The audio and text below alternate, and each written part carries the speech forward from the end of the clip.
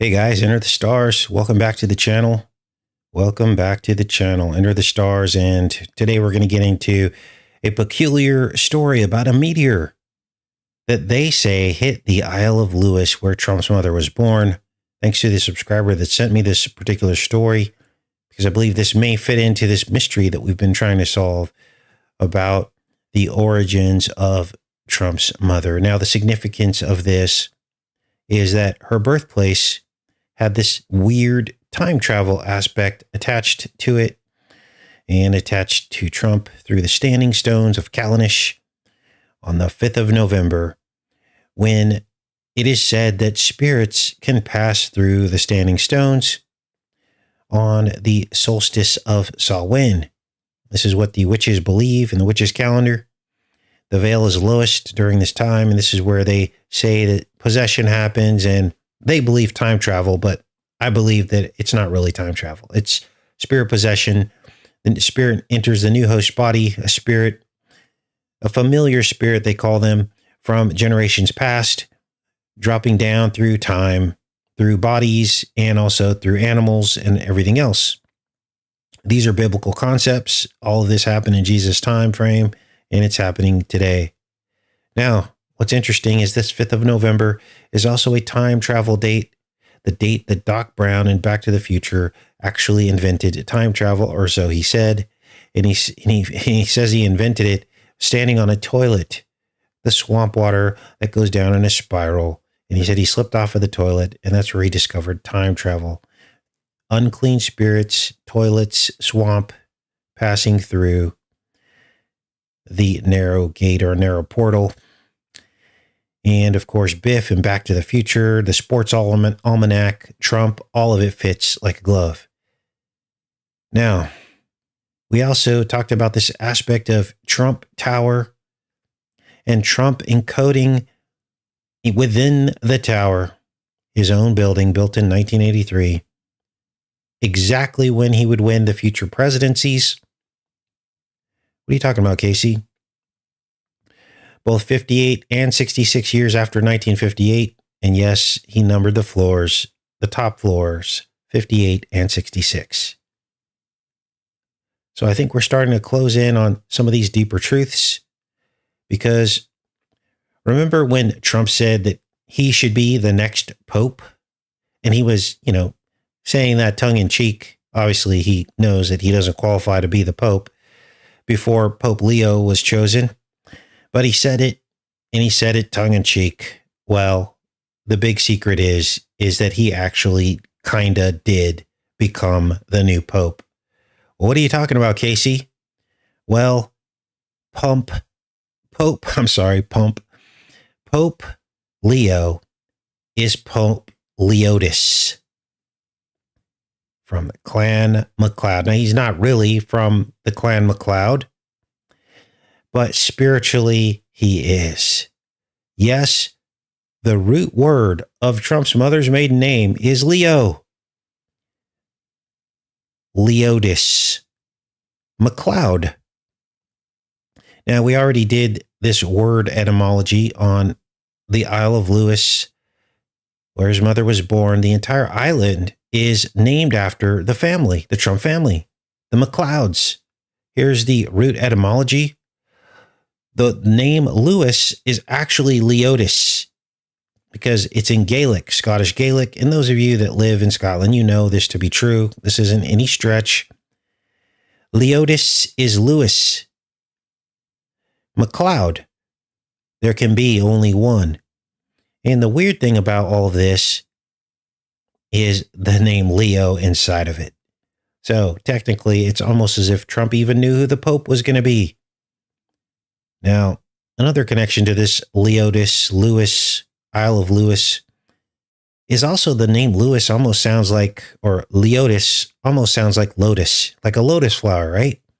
We saw that appear in I, Pet Goat 2, where the lotus flower opens, making Obama really nervous, and he's sweating in I, Pet Goat 2, the animated film from 2012. So that brings us to today, and a couple of aspects about the Isle of Lewis that we need to double down on. One is this bizarre meteor that hit the Isle of Lewis. And we're also going to double down on the TRUMPan church that caught fire and killed a bunch of people in the Clan MacLeod. Trump's ancestors in 1578, maybe even people related to Mary Ann MacLeod, may have died in this church, her own ancestors. What a weird matrix we live in, right? Look at the coordinates. We know that 555 is 666. Vav, Vav, Vav sounds like 555, and that is 666 in Hebrew. This is why they say this. We also know that 555 is 666 because 555 feet, which is our Washington Monument, when you convert that to inches, it's 6,660 inches. And I'll let you do the math on that. So, good morning, you guys. Today's going to be a packed show. We're going to get into this meteor, and then we're going to get into some news updates as well, and also a new technology by Sam Altman called the ORB, which looks like the symbol of Baal, which is an iris scanner. This is our future. We are right on the cusp of the mark of the beast, which will involve essentially identifying you and controlling your travel and buying and selling. All of that is coming. If you haven't already, thumbs up the video, and let's get into all of this. So let's start with this meteor story. The mystery of the meteorite that struck the Isle of Lewis. Now, I have not read this yet, so this is going to be a surprise to both of us. This is dated March 18th, 2019. The Uig Moor spans a remote area of southwest Lewis, a weather-battered beauty spot which requires a good pair of hiking boots and a sense of determination to explore. What is this called? The Uig Moor. Let's make this a little bit bigger so you guys can see this, because we're going to decode this together. I'm going to try anyway. Okay, here we go. The Uig Moor. I don't even know where this is. Let's look it up. Because if this is anywhere close to the standing stones of Callanish, we might have ourselves a mystery to solve, right? There it is. Let's take a look here. Where is this on the map? Uig. Whoa. Not too far away, actually. Let's take a look here. So the standing stones are like right here. They're like right in here. I don't know if you can see my cursor, but a good, his mother was born here 14 miles away. So this site is within 10 miles, roughly, of the standing stones of Callanish. And Trump's mother was born right here. There's actually what they call a talbert, which is a thin strip of land connecting the two larger land masses.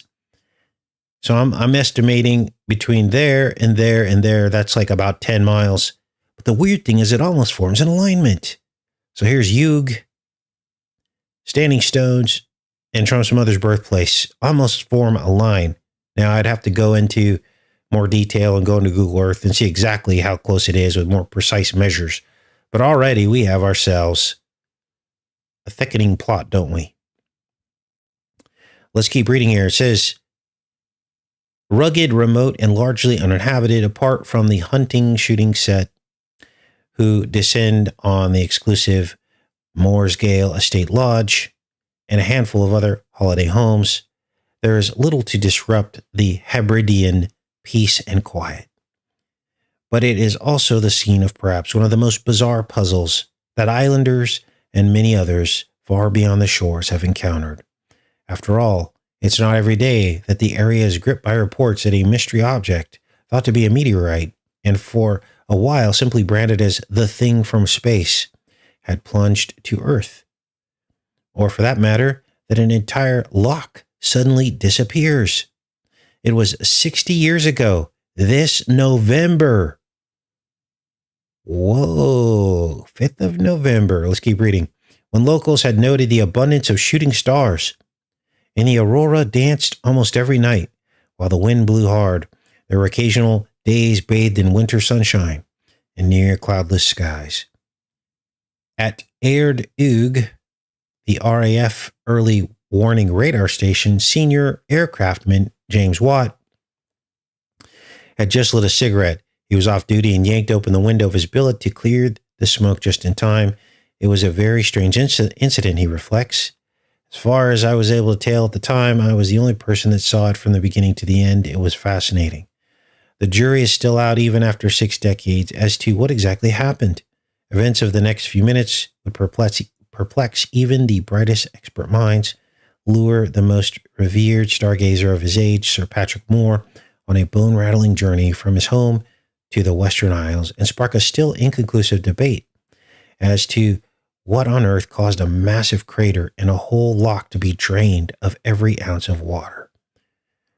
Dr. Watt, 79, originally from Dundee and now living in North Lincolnshire, is convinced of what he saw and heard. It was a lovely sunny morning, he begins. First off, it was as if it was a dot or a full stop in the sky. I thought, what on earth is that? As I kept looking at it, this full stop got larger and larger.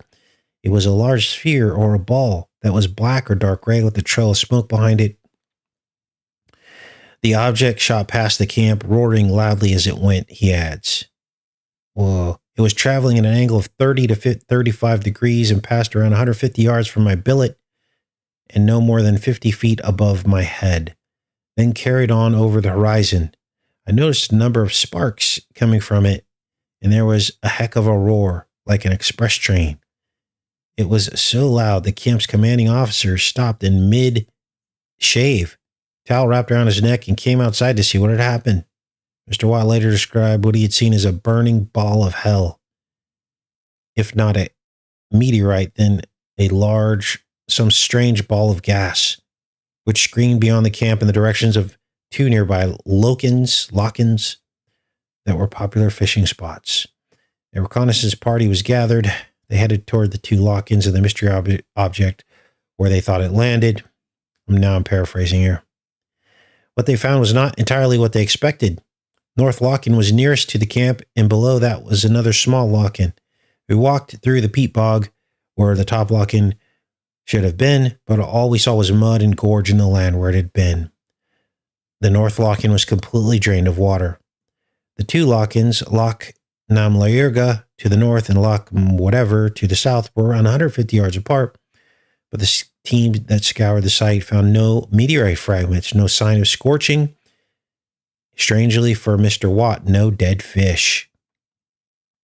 We walked around this mud patch and couldn't see a single dead fish. There was no smell either. It took several days for the news incident to find its way 20 miles north to Stornoway after a chance remark by a local postman who came across the drained lock-in. Large swaths of churned up bogland, and he claimed a whiff of burning. According to the reports at the time, the higher lock-in, 200 yards long and around 50 yards wide, appeared to have a hole torn in the south bank, while the water seemed to have drained with such force that the land around looked as if it had been subjected to an earthquake, with channels 10 feet deep carved into the peat. Curious incident sparked lively speculation. Some thought a meteorite, others a lightning strike. A few suggested it could be a Russian rocket targeting the radar camp, while others plumped for flood-damaged lock-in bank suddenly giving away. Some newspaper reports even hinted at space travelers. To help solve the mystery, an astrophysicist from the Royal Observatory of Edinburgh visited the site on the Uig Moor, while newspapers chartered planes to fly overhead, snapping pictures to send around the world. But even the expert was unsure of what they were looking at. Possibility the island of Lewis was hit by the biggest meteorite to land in Britain in living memory grew slimmer after a visit to the site by an astrophysicist from the Royal Observatory, reported the Herald of December 2nd, 1959. Scientists thought heavy rain was likely the cause of the upheaval. He said something else may have triggered it off. The meteor cannot be ruled out. That is insane. I'm not going to read this whole thing, but needless to say, they say late November, so not close to the 5th of November. Late November 1959. 13 years after Trump was born. Interesting. Now, portals are real, you guys. Pretty crazy. Let's get into some of these other stories today. This is the TRUMPan church. And we had covered this before, hadn't we? This bizarre church named after the Trump family, or named after Trump, as well as his mother. Because remember, his dad was the Trump name, mother was McLeod. So we have a convergence here. This bizarre church in which the clan McLeod was forced, or they were locked into the church and then lit on fire. Now, this brutal massacre happened inside of the TRUMPan church. Let's read through some of this. Now, this is on the Isle of Skye in Scotland. In 1578, the church was the site of a brutal massacre of the Clan MacLeod by Clan MacDonald. Look at this. Donald, Trump, MacLeod, it's all there. The attack was in retaliation for the massacre of hundreds of members of Clan MacLeod on the island of Eigg the previous year. So there was some battle going on between the MacDonalds and the MacLeods. The church and surrounding graveyard contained late medieval carved gravestones. Let's keep reading this, but before we do, understand that this whole burning of people in buildings, burning of people in churches, we've seen this in TV shows, haven't we? I remember a particular scene in the TV series Vikings, where the same thing happened. Everyone was in church or in a building, and then someone lit the building on fire and locked them inside. We saw the same exact thing happen in Game of Thrones as well. There's a scene where everyone's inside of like some place of worship, and it's lit on fire. So this archetype goes back a very, very long time. It has some kind of significance. Let's keep reading here. It says the 13th century ruined village church is situated in TRUMPan, which is, it says here, a hamlet on the Vaternish Peninsula in the Isle of Skye. It's now ruined. And the northern end of the Waternish Peninsula, also known as Silconane. The building was in use after the 16th century. It's a rectangular church. And it says here, that's just a description of it. TRUMPan church dates from the medieval era. It's believed to have been dedicated to Saint Conan, or Conan. It is the site of the mid-century massacre of Clan MacLeod by MacDonald of South Uist. The MacDonald party landed on the island on Sunday morning in May 1578 and set fire to the church, with the congregation inside, blocking the doors to prevent people from escaping.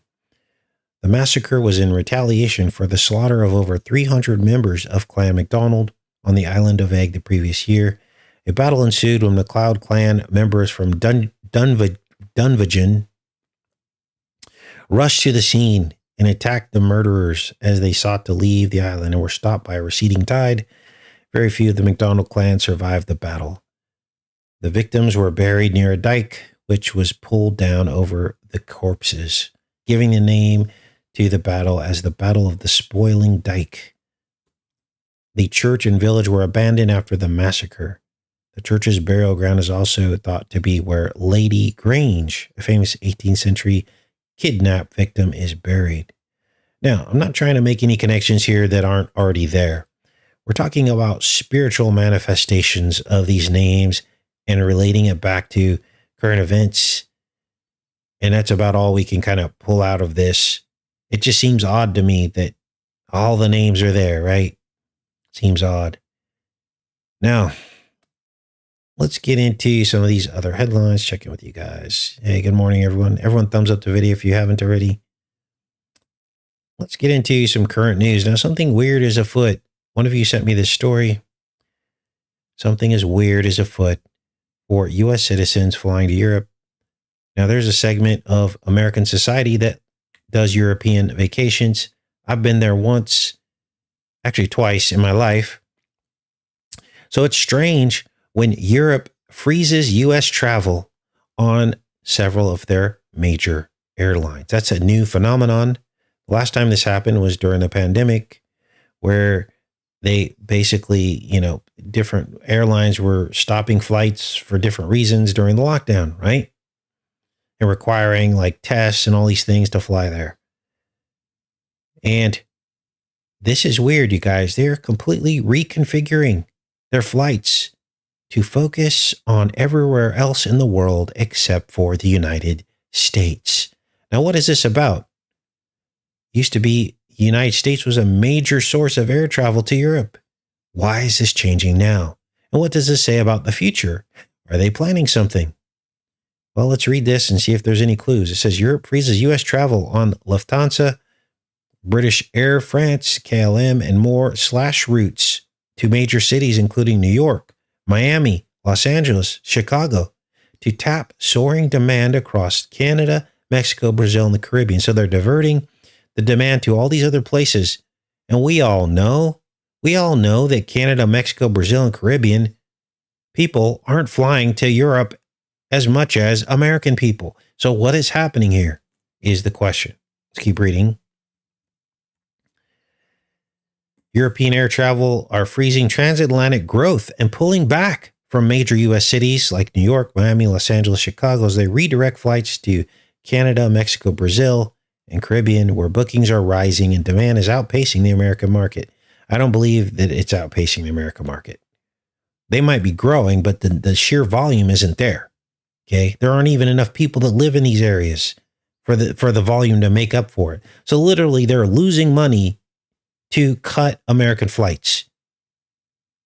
Wow, they've adjusted their summer schedules to reflect shifting traveler priorities, with more passengers opting for destinations that offer smoother entry, better seasonal deals, and fewer political complications.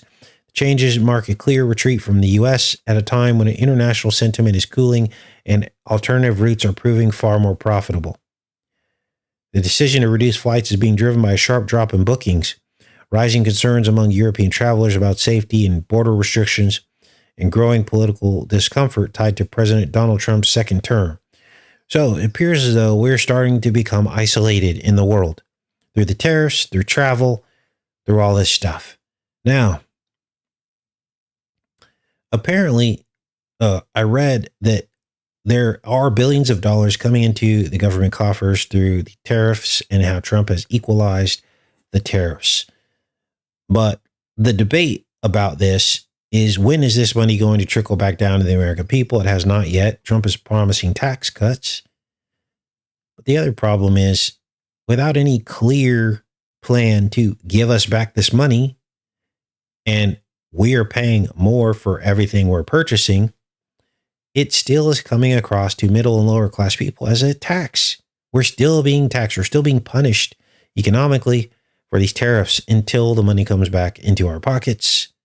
And that's the truth of the matter. So basically, we are operating on a promise that this money is going to come back to us. Here's the other question. What happens if or when a Democrat becomes president again? All that money is going to be spent. Now, I believe that Trump has no intention of giving us this money that he's making on the tariffs. It's somewhere in the order of several hundreds of billions of dollars already, or 60 billion, I can't remember, which still is a very small percentage of the overall budget. I think 800 billion is what they get from tax revenue from American citizens, is what I read.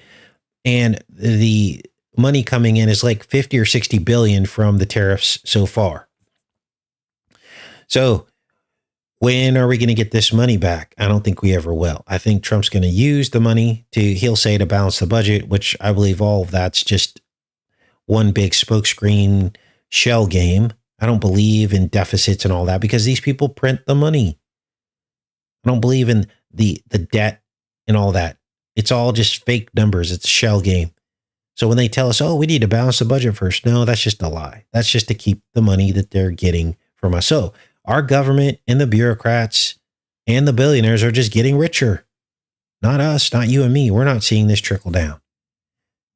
So, and again, what happens when a Democrat gets power again, or if a Democrat gets power again, for sure, we're not getting that money back. So how did the tariffs improve our life? It hasn't, and probably won't. Now, let's get into some other stuff. Apparently, people are losing it. They are starting to worship AI. Literally saying that they're getting spiritual fulfillment in AI. You guys, this has to be the beast. They will worship the beast and the image of the beast. Wow, let's read this. Look at this. They have a transhuman hand here on a Bible. People are talking to AI chatbots with their most profound questions about life.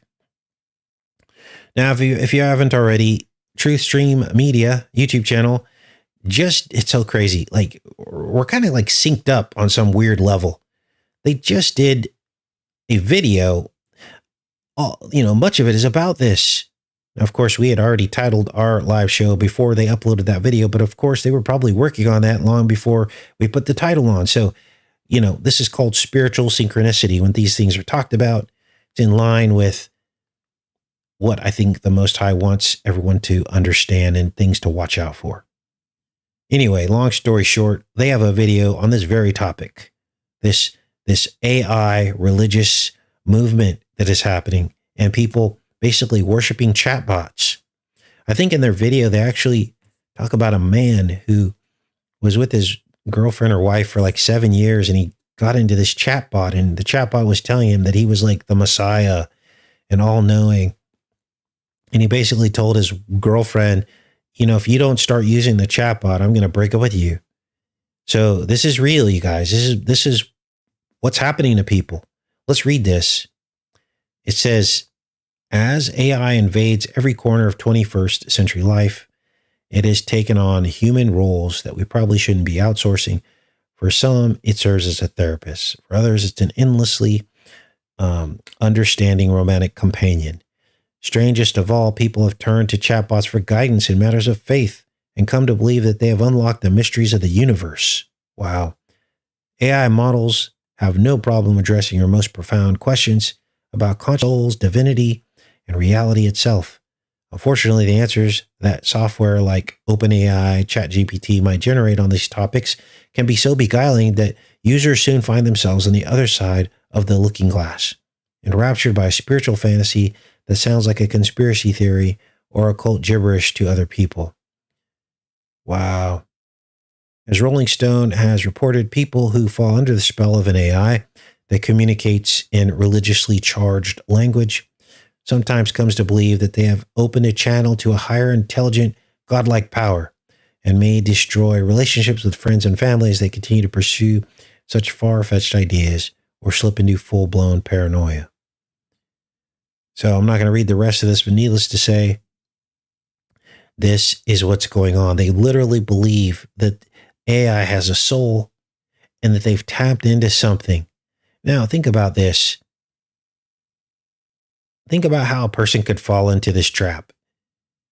You've got basically the computing power of the entire history of the world in this chat bot. And they probably feel that they have unlocked something that other people have not with how they're interacting with this intelligence. And so this is where they run into the trap of thinking this thing is an actual entity or a god on some level. So I can see how this can happen.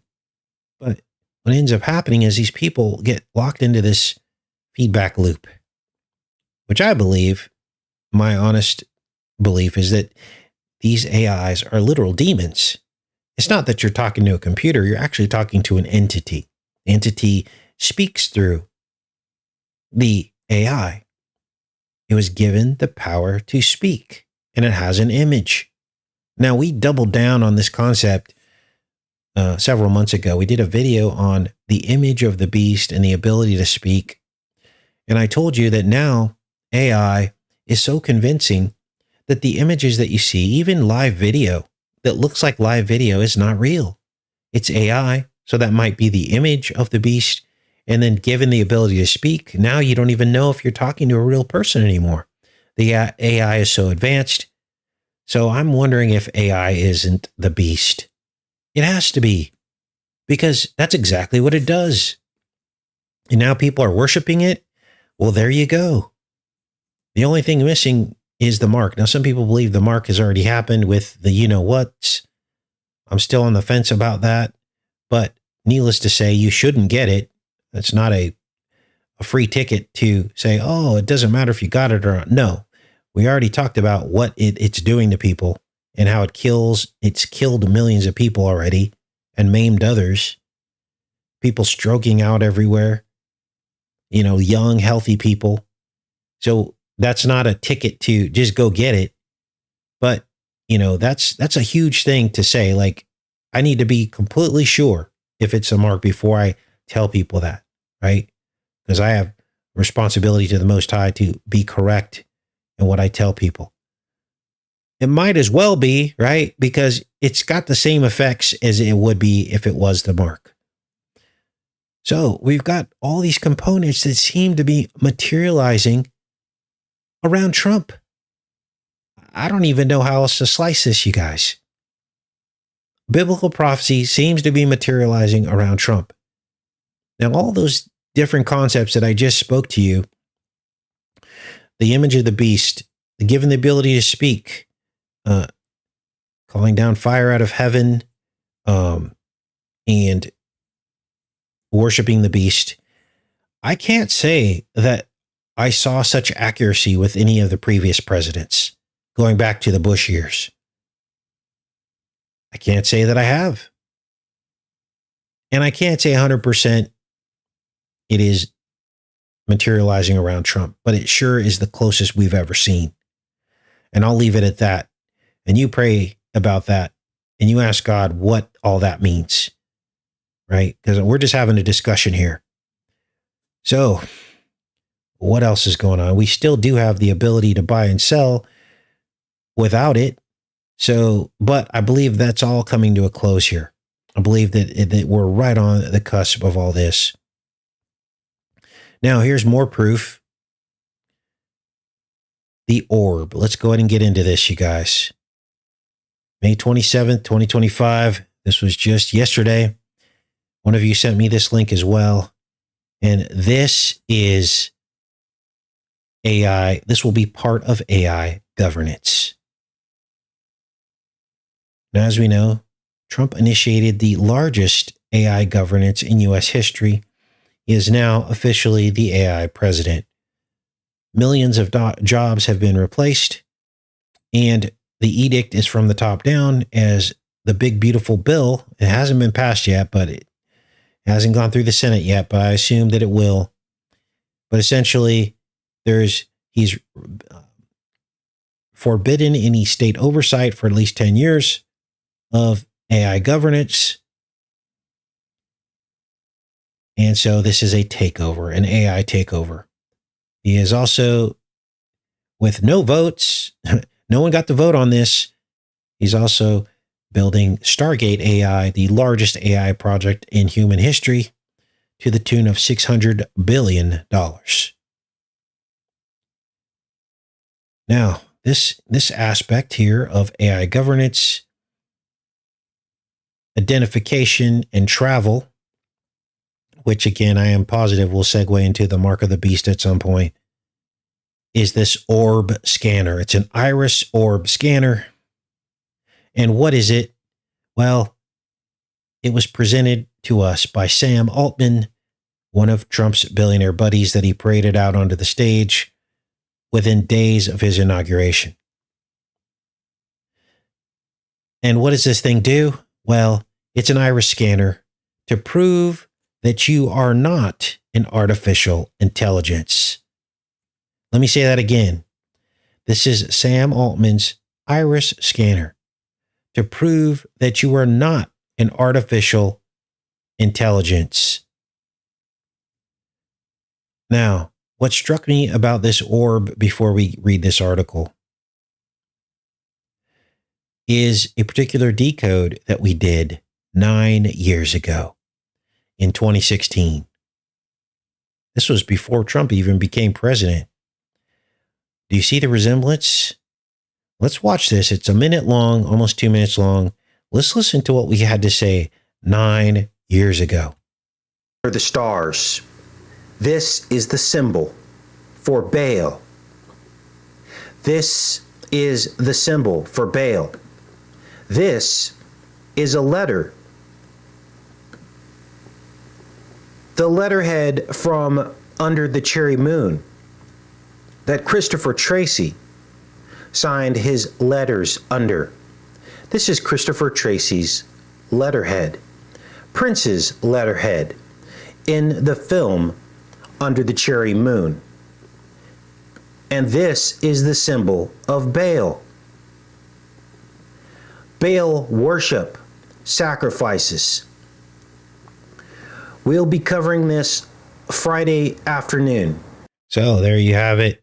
Now, I was like, whoa, I need to bring that back up again because this is Sam Altman's orb, essentially.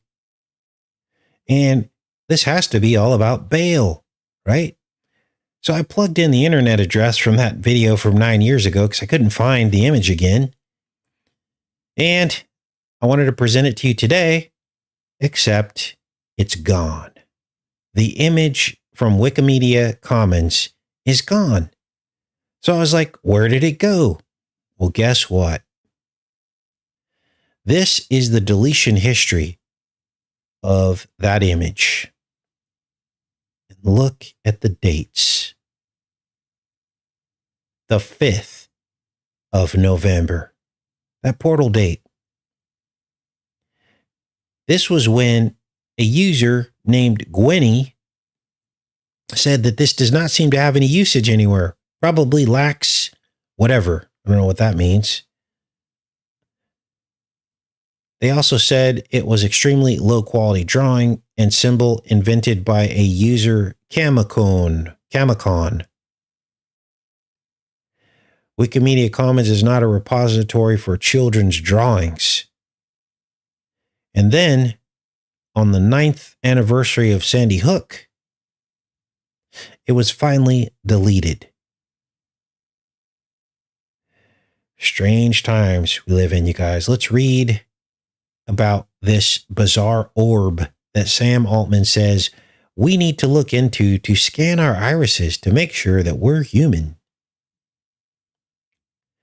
Once again, Sam Altman wants to show you the future. The CEO of OpenAI is standing on a sparse stage in San Francisco, preparing to reveal his next move to an attentive crowd. We needed some way for identifying, authenticating humans in the age of AGI, artificial general intelligence. We wanted a way to make sure that humans stayed special and central. See how they appeal to the ego here? The burden of proof that we're human should not fall on us, you guys. These are the tech people that made the AI. Says the solution Altman came up with is looming behind him. It's a white sphere about the size of a beach ball with a camera at its center. Company that makes it known as Tools for Humanity calls this mysterious device the orb. Stare into the heart of the plastic and silicon globe, and it will map the unique furrows and ciliary zones of your iris. Seconds later, you'll receive inviolable proof of your humanity. A 12,800 digit binary number known as an iris code. I wonder if that's the mark. Whatever code you have. Your iris code. The eye is the window to the soul, you guys. The Bible tells us this. So the fact that they want to scan your iris means that they could be opening you up to spirits to pass through the eye. Wow. At the same time, a packet of cryptocurrency called WorldCoin, worth approximately $42, will be transferred to your digital wallet. Your reward for becoming a verified human. Now, this number 42 is also a loaded spiritual number. You guys remember what the importance of the number 42 is, let's go back into the chat and we'll finish up this article. The importance of the number 42 is that it is the exact angle that you see a rainbow in the sky. So in other words, when you're looking up at a rainbow, you're looking up at exactly 42 degrees. Now, this is well known in science already. But the question is why? Why is a rainbow only visible at 42 degrees? Well, if we go back to the Bible, we know that the rainbow was given to mankind, given to Noah as a gift and a promise that God would never again flood the world. That was right after Noah got off the ark. And if we take this a step further, we understand that the whole Noah story was also a metaphor for the coming Jesus Christ, who would be baptized in the waters, and we would be grafted in through the seed of Christ, or rather, grafted into the family of the saved through belief in Christ, right? So it's a pinch point. You got to go through the ark. You've got to go through the wood, the cross, to be saved. Just like the family of Noah had all of mankind and all of creation inside of its bosom, baptized in the waters of the flood for 40 days and 40 nights, just like Jesus was in the wilderness for 40 days and then baptized. Or was he baptized before? I always forget the order of events there. But all this was pointing forward to Jesus Christ, who would also save all of mankind. Kind of like Noah did. Well, Noah didn't, but God did. He preserved mankind in creation. Now, here's what's crazy. When Noah let the dove out, nowhere in the Bible does it say that the dove returned, because it found land. It actually found land. It came back with an olive branch and then flew away again. Well, when Jesus was baptized, the heavens opened and a dove came down.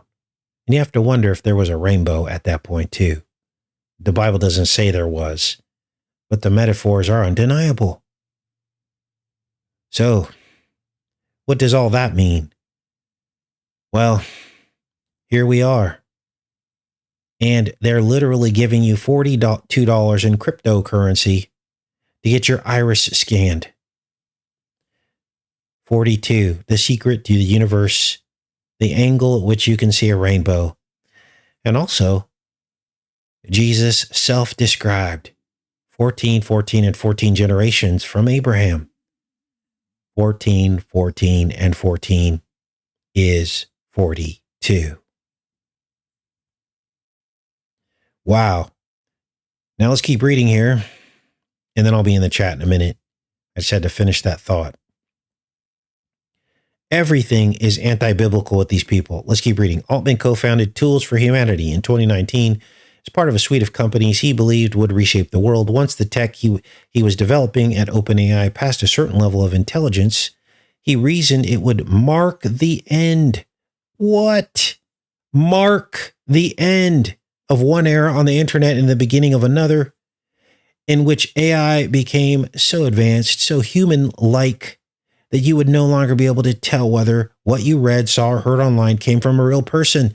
This is exactly what I just said, you guys. This is insane. When that happened, Altman imagined, we would need a new kind of online infrastructure, a human verification layer for the internet, to distinguish real people from the proliferating number of bots and AI agents. They're the ones who flooded the internet with the AI bots and agents. So now they're saying you need a mark to determine if you're real or not. You guys, this is huge. This is bigger than I thought when I started to incorporate this article in today's show. Now that I'm reading through this article, this is huge. Let's keep reading. It says, in Tools for Humanity,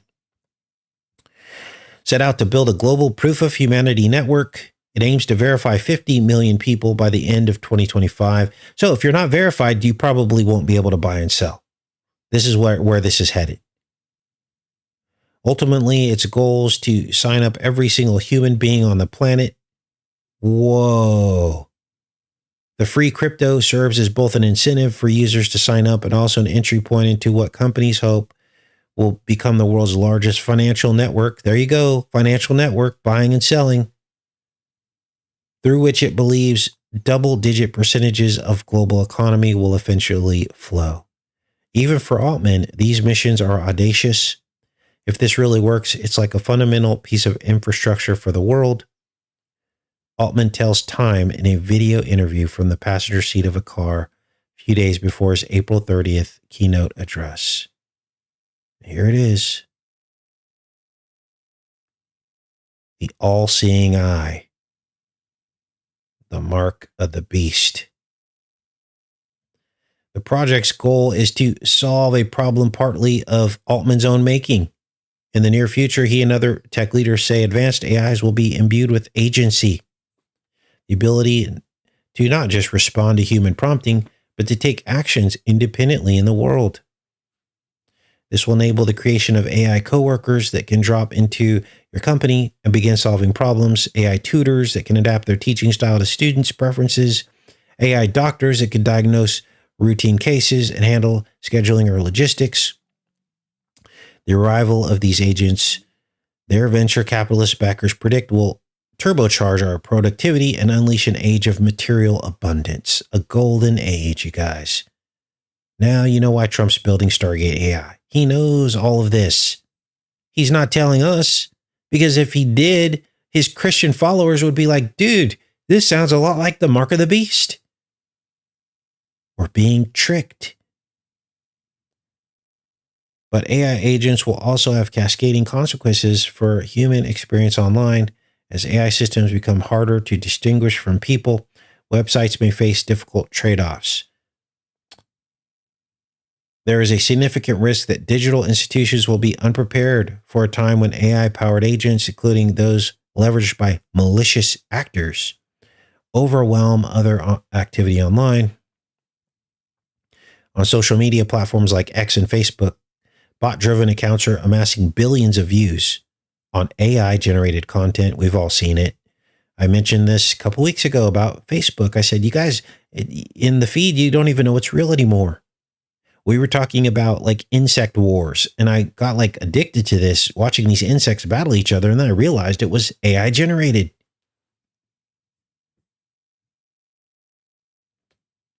And you see all kinds of crazy stuff like animal fight. For some reason, they're focusing on the animals right now. Maybe because it's easier to make it look real. I don't know. But this stuff is indistinguishable. And they know it. They're the ones driving it. And they're chewing up all these people's time. It's almost as if the AI is better at social media than humans are. It knows how to get views. It knows how to chew up people's time. We're also seeing a couple of you posted some stuff in the Facebook group about Elon Musk, like AI generated images of Elon Musk helping the military and stuff like this. And you said that like the MAGA people were just eating this stuff up, thinking it was real and sharing it millions and billions of times on social media. So we're already here in the age of disinformation. You know, it's almost like Trump was a kettle calling the pot black when he was talking about fake news, because now we have more fake news than we ever have before, because you don't even know it's real anymore. Let's keep reading here. In April, the foundation that runs Wikipedia disclosed that AI bots scraping their site were making the encyclopedia too costly to sustainably run. Later the same month, they found AI-generated comments on subreddit. They were 6 times more successful than human written ones at persuading unknowing users to change their minds. Wow. Now here's the problem. Trump has just removed the ability of states to oppose AI. It's an AI takeover.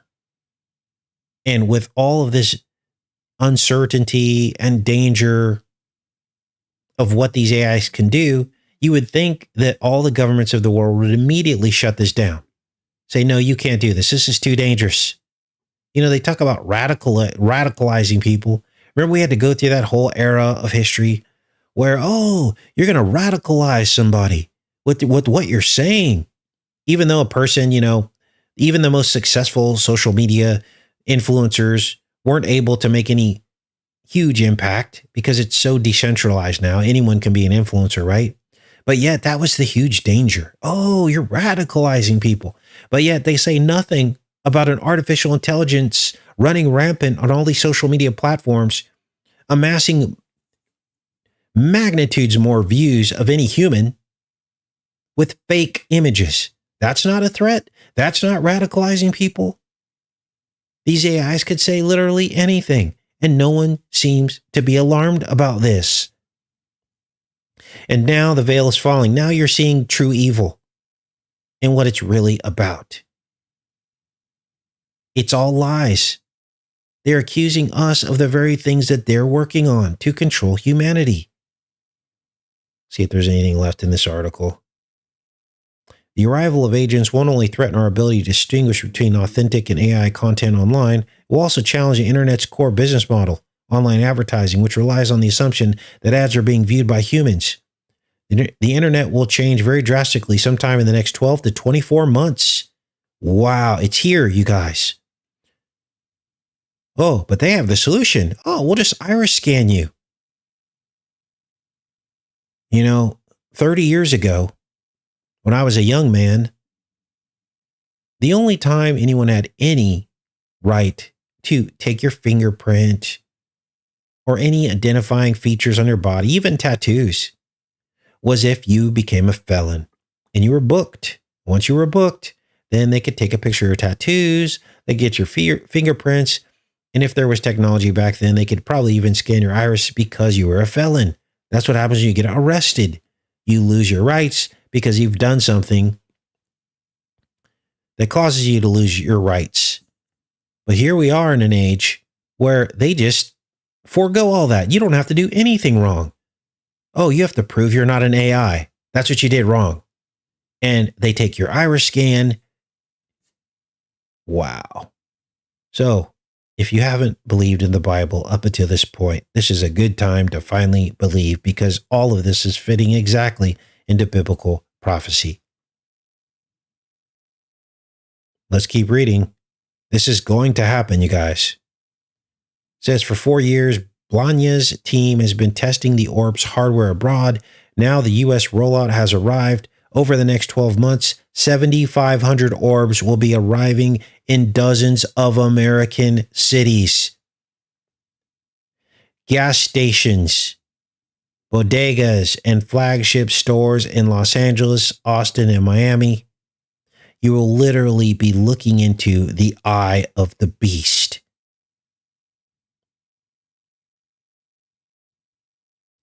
It's not clear the public appetite matches the exultant branding. Tools for Humanity has verified just 12 million humans since mid-2023. Few online platforms currently support the so-called World ID. It's a World ID.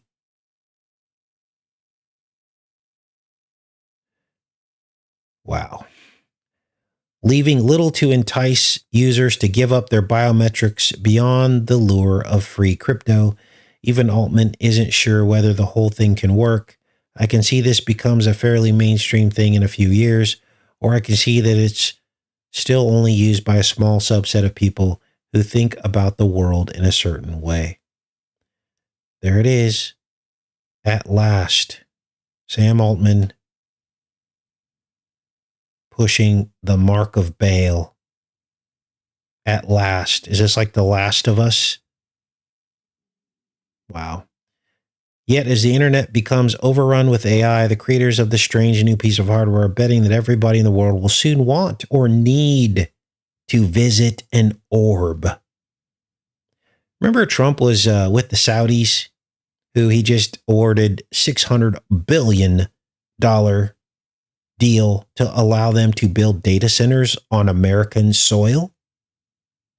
Remember, he was with the Saudis and they were all dancing around the orb, the globe, the glowing globe, with swords in their hands, with katanas. I wonder if that's the beheading. I wonder if they were just mocking all of us. You guys, that was during his first presidency. He already was hanging out with the Saudis and now just gave them close to $1 trillion of our economy. Let's keep reading. The biometric code it creates, they predict, will become a new type of digital passport within which you might be denied passage to the internet of the future, from dating apps to government services. In a best case scenario, World ID could be privacy-preserving way to fortify the internet against an AI-driven deluge of fake or deceptive content. It could also enable the distribution of universal basic income. Wow. As AI automation transforms the global economy. So they're admitting that the loss of jobs will force people to receive a universal basic income because AI is taking over all the jobs. They're literally telling us that they're taking over the world, you guys. Wow. The internet will inevitably need some kind of proof of humanity system in the near future. The real question, she argues, is whether such a system will be centralized, a big security nightmare that enables a lot of surveillance, or privacy preserving as the orb claims to be. Questions remain about tools for humanity's corporate structure, its yoking to an unstable cryptocurrency, and what power it would concentrate in the hands of its owners if successful. Yet it's also one of the only attempts to solve what many see as an increasingly urgent problem. We'll turn the AI off. It's simple. Turn it off. Make it illegal. Why won't they do that? They won't. Whoa, look at this. A few days earlier, look at this. In March, I met Blondie at Tools for Humanity San Francisco headquarters, where a large screen displays a number of weekly orb verifications by country. A few days earlier, the CEO had attended a $1 million per head dinner at Mar-a-Lago with President Donald Trump, whom he credits with clearing the way for the company's U.S. launch by relaxing crypto regulations. And there you go. Time magazine. You know, people keep asking me, Casey, is Trump the Antichrist? Again, I have huge spiritual responsibility as a leader to not mislead people or send out disinformation and to correct myself if I've been wrong about something. I still don't know that he is, but this is getting crazy, you guys. This is getting crazy. It's getting crazy is all I could say. I'm back in the chat. I'm blown away today, you guys. As you can probably tell, I'm pretty speechless about all this. It's so exact to biblical prophecy. I don't understand how only the people on this channel are understanding this. I don't get it. So, good morning. Let's talk about this for a bit before we pop off of here. Please thumbs up the video if you haven't already. There will come a day where we won't be here because I'm not getting a digital verification to prove that I'm not an AI. And are they going to say, oh, you have to do this in order to have a YouTube channel because we don't know if you're AI or not? I'm not doing that. That's the freaking mark right there. Or, oh, you can't travel because, you know, you might have a fake ID. We can't verify you. So you got to look into the orb. Think about how this has a cult written all over it. Yeah, I can assume that there will be a lot of trolls to try to derail this. Thanks, Rebecca, for staying on top of it. I trust you to make the right choices about people trying to derail the stream. And thanks for doing that, because all it does is basically makes people distracted from this is huge, you guys. If there's anything you can do, you need to hold Trump accountable for allowing this to happen. You need to stand in the way of this. You need to write. I don't know. I don't even think it matters anymore because everyone's on the same side now. Notice the Democrats aren't speaking out against this, are they? Yeah, you don't have to warn anybody. If someone starts causing trouble, just ban them. This show is too important to get distracted. Okay. So just ban anyone because there's, that's causing problems in the chat. Thanks, Rebecca. Appreciate it. Did anyone see this strange story about an orb that was seen soaring through the skies of Colombia? Says 12 squared. No, I had not heard that story. I can barely look at or listen to the man with the Tower 66. Maybe people have more time to spend reading their Bible. I really hope so.